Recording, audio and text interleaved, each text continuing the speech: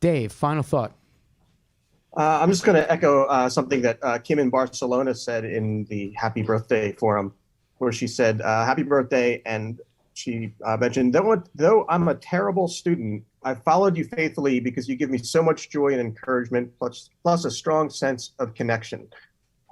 And I just want to say, first, obviously, there's no such thing as a terrible student in ModPo. It's not constructed that way, like a traditional class, and it's a testament to the class, like in the way that Erica described it as having radical inclusivity, and Julia talked about how it hacks the traditional structure.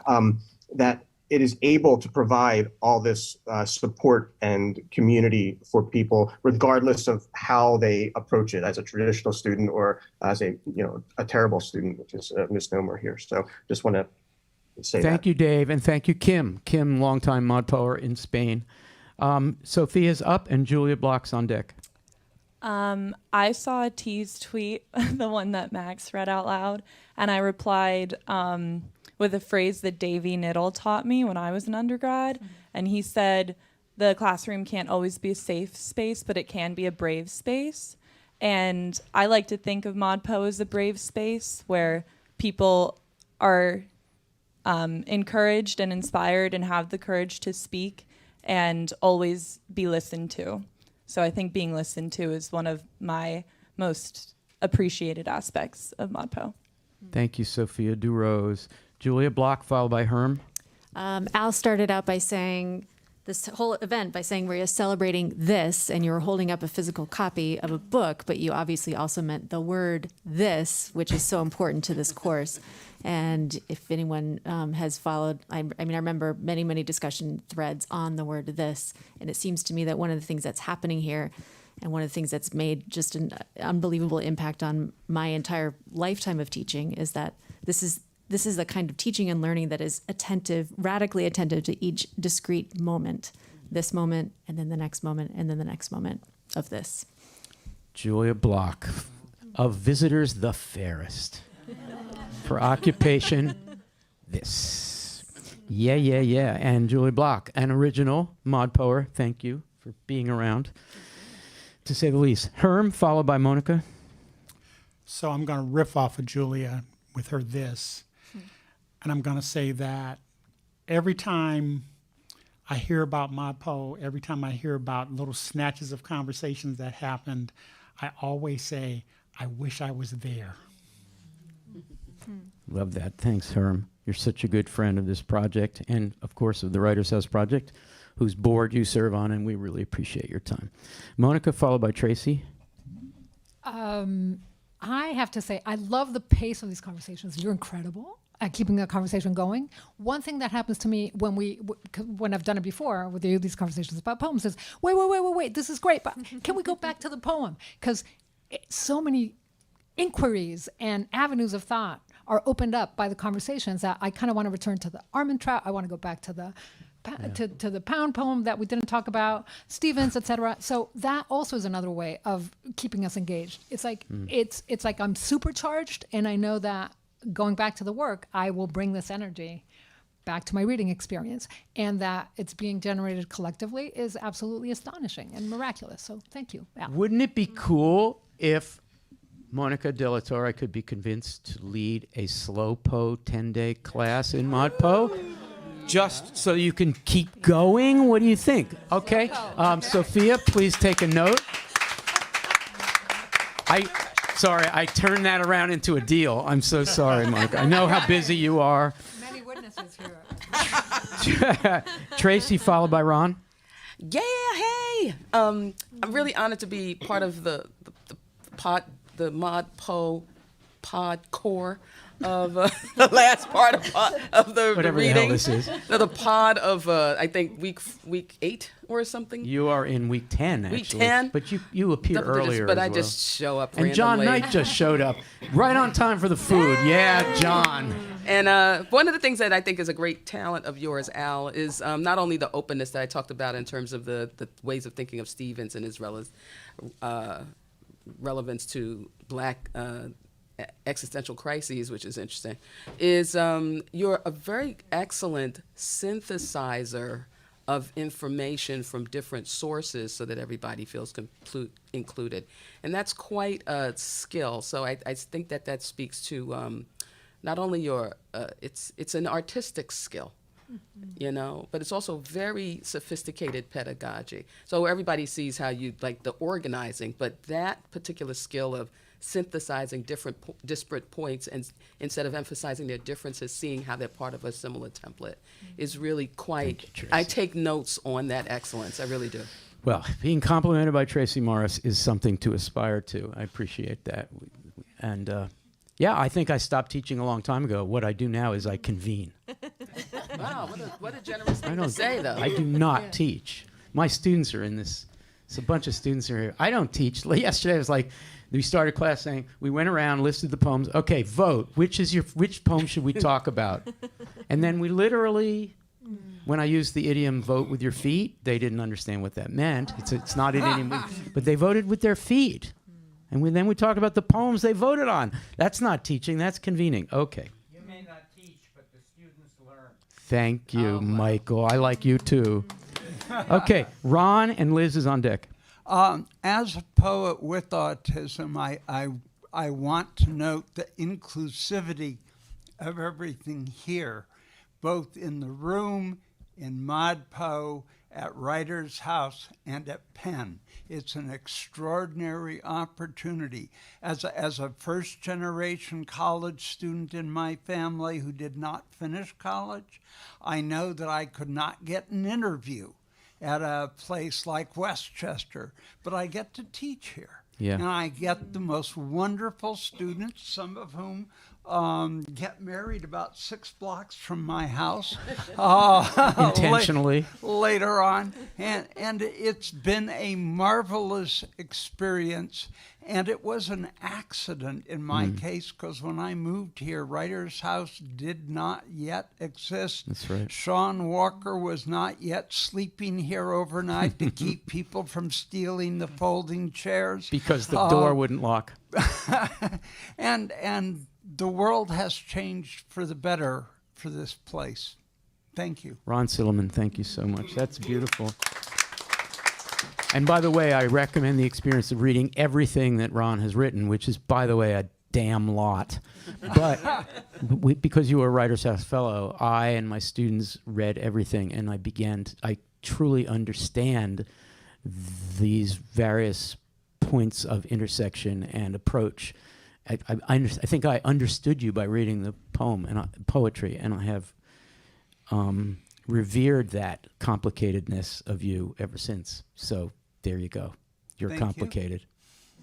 Thank you, Ron. Amazing writer. Liz, and not speaking of amazing writers, Liz, and then Amber Rose. Okay. None of this would be possible if someone hadn't messed with the form that they inherited. Coursera did not imagine ModPo. Al Filreis imagined ModPo. And that is an act of poesis on an incredible scale. So thank you. Generosity really is the word for that. It is an act of making. It is an act of remaking the way we think, the possibilities for how we interact. And I am forever grateful for this. So Thank you, Liz. ModPo is of hundreds of thousands of minds, like a tree. To return to Liz Stevens. Willis. Thank you, Liz. Wow, that was lovely.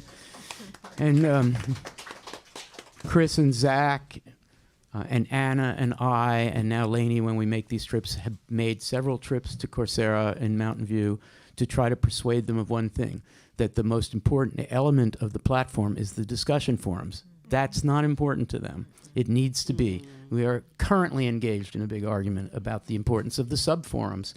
And so it's an ongoing thing. And who knew I'd be, and you were involved in that too. That's right, you made a visit. Yeah. You were in Southern California at the time, and just trying to teach them again, because in these startups, these tech startups, there's so much turnover of the staff that you have to remind them something like, yes, even in a massive open online course, people want to talk to each other. You need to have a discussion forum that makes it possible.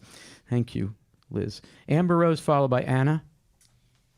My final thought is that my technical title for this year is the Poetic Practice Fellow, Graduate Fellow at the Kelly Writers House. Yes, much deserved. And that's actually, like, to the world outside, that's a really, I mean, to me too, it's a really fantastic fellowship. But what makes it so nice is that it's this really prestigious fellowship that feels like I'm coming home, and I'm getting to continue to spend time with the people who have been really holding it down for me in this PhD program from the very beginning. So I'm super grateful. I'm closing with C. Ross's note on the YouTube chat. I love how open, inclusive, loving, supportive, creative, empathetic, witty, charming, exploratory, and creative and limitless our global ModPo community is. Always this, here, now, wow. I love that. Thank you, Amber Rose. Anna, followed by Allie Castleman. So I think if you know Al, as many of us do, you know that the word teaching assistant doesn't mean I have a grad student who can, like, grade my papers for me. That's, like, not what it means to you at all. What it means to you is I'm going to give you the gift of this pedagogy, and now you're going to do it too. So if you take ModPo, if you're a TA, if you're a community TA, even if you're just a student who comes back again, if you take the kind of lessons of this class along with you, when you called me into your office 10 years ago to say, like, hey, we're doing this thing this summer. Like, do you want to come? Do you want to do this? I had no inkling in that point that, like, teaching would become my life's work. But this is where I found that. Thank you, Al. Anna Strong-Safford. Thank you, Anna. And boy, is Anna a great teacher. Oh, my gosh. You are very good. When are you going to become chair of that department out there? Soon, I imagine. You don't want to do that? No administration? It's the only way you get this shit done, though. I'm sorry to say. It's sort of what Liz was saying. You just... Okay, we'll talk. All right. Allie, followed by Lainey. Allie, followed by Lainey. I think because we started this webcast with 13 ways, I think something Irene said made me think of 5. And that stanza goes, I do not know which to prefer, the beauty of inflections or the beauty of innuendos, the blackbird whistling or just after. And I'm just thinking about the conversation that ModPo creates, and that the poetry, the poems, is the whistling. And what we do here is the just after. And the poems in themselves, like, that ends, they're finite. But the just after is infinite, and it keeps going. That's lovely. Boy. Another great teacher, Allie Castleman. Lainey, followed by Jason. Borrow this. I just want to echo what's been said about radical inclusivity, and I'm just overwhelmed, kind of in awe with the amazingness in this room. And when I say the room, I mean the ever-expanding room. So those of us who are here, those of us who are Zooming in, those of us all over the world, the person tomorrow or in 10 years from now who's going to join the conversation. And I just have a lot of gratitude. And I want to say thanks to Al also for this combination of brilliance and the ethos of benevolence. Brilliance is going to get us nowhere without that ethos, that it's for everyone. And you've created this space for us, and I'm grateful. I feel like it's my birthday. Thank you, Lainey. I so enjoy working with you. I was scared shitless when Anna said, I think I need to move on and be a teacher. Sorry. No, I was mad at you for 5 minutes. And then Lainey Brown came along, so... was already here, actually. Jason, followed by Gabby. Yeah, I just want to say thank you to all the people around the world who I've gotten to know and who are reaching towards poetry, which some would think doesn't happen anymore. But I think this class shows that people know they're craving something, and possibly the thing they're craving largely is poetry. They wouldn't even think it, but slowly students of this class can spread the word. And I'm grateful to Al for letting me be a part of this since it started. And I just think of the Wallace Stevens poem in ModPo Plus, Anecdote of the Jar. I placed a jar in Tennessee. Around it was upon a hill. I'm not gonna. You can go read it yourself. But everything changes with the simple act of placing this glass, clear, round thing on a hill in Tennessee in this poem. And that's what Al has done in the global Tennessee. So thank you so much. The global Tennessee. Now, there's a thought. Jason, thank you. I keep thinking about what Liz said. Liz used the word form, and that's what that poem is about. You put a form out there, and instead of something perfect and clear and glass, wildness grows up around it. And that's how form gets defined by nature. Gabby, followed by Max. Yeah, I think what I want to say is one of the long-term lessons that ModPo and teaching with you and learning with you has taught me is that the kind of aesthetic difficulty that we like is really amenable to the collaborative kind of piece by piece reading that we do. Because I feel like when you first step into it, it's sort of weird. It's a kind of like getting to learn the language of it a little bit. But I have found so much that like these tough poems that seem sort of inscrutable really become and flourish into something else when we do it the way we do. So I'm thankful to that, and many happy returns of the day.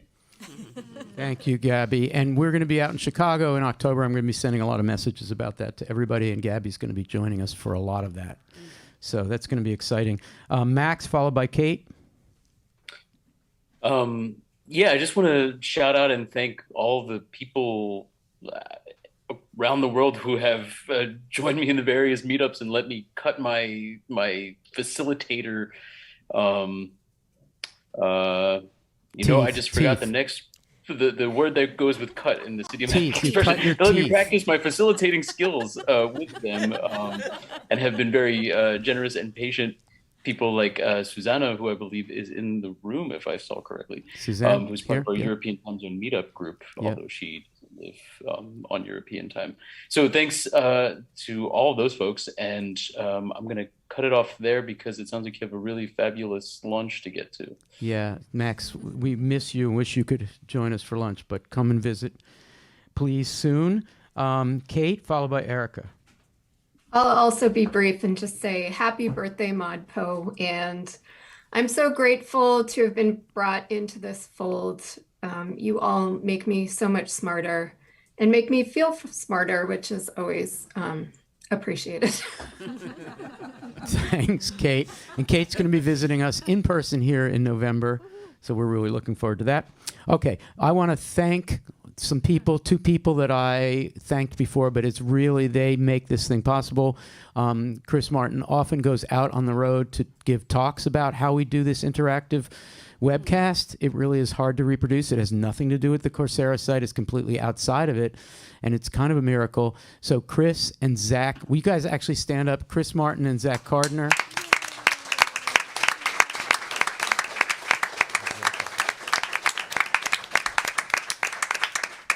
And I want to turn to Erica for a final thought, and then my final thought is going to be via a friend of ours from Australia. So, Erica Kaufman, final thought.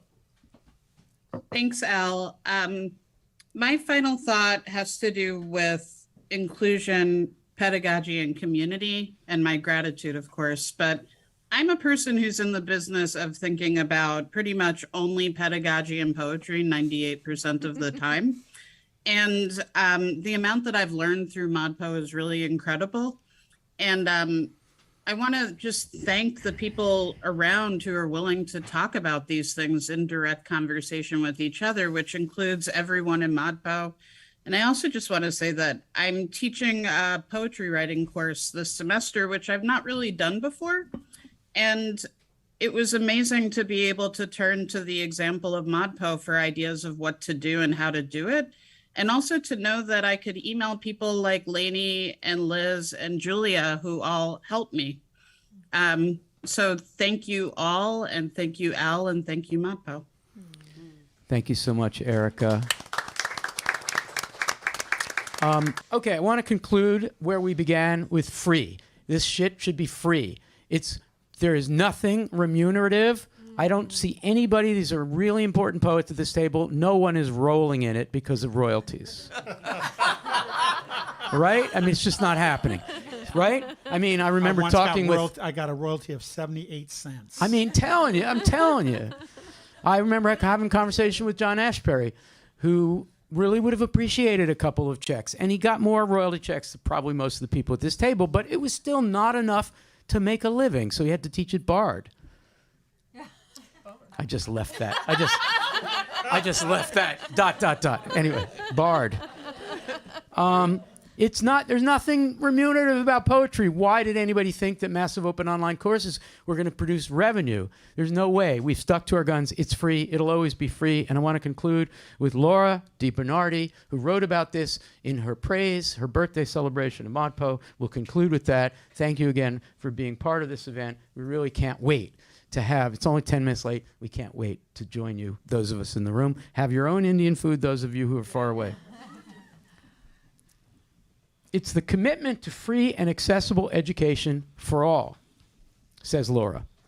I was born into poverty, and but for a progressive government in Australia, which made education free for all when I was growing up, I could not have attended university. Looking back, I know what an incalculable difference that made to me.